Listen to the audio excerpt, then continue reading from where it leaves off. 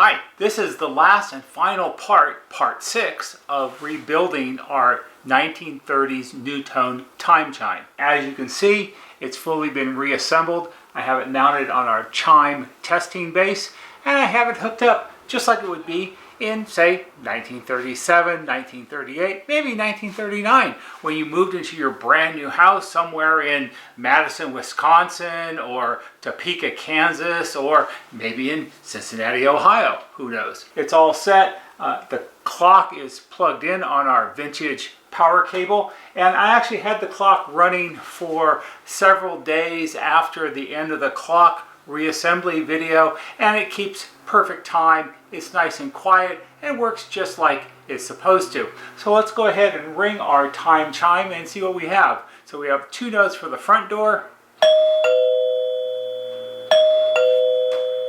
and we have a single note for the rear door.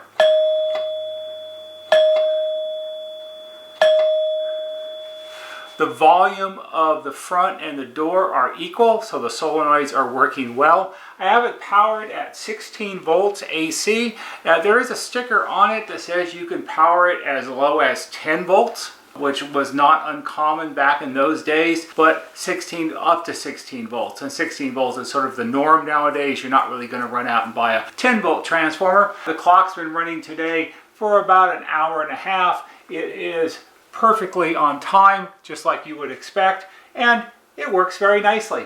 This was a very satisfying repair, and now that it's all assembled, other than a little bit of wear on the cover here and there, which doesn't detract from it too much, although I'm sure if somebody was really a purist, they would want to have that taken care of in some way, but I'm not really up for relearning how to paint crinkly paint on it, so that would be for the next person to take care of. It was a very good repair. This is a very short video just to show you what it looks like when it's all done.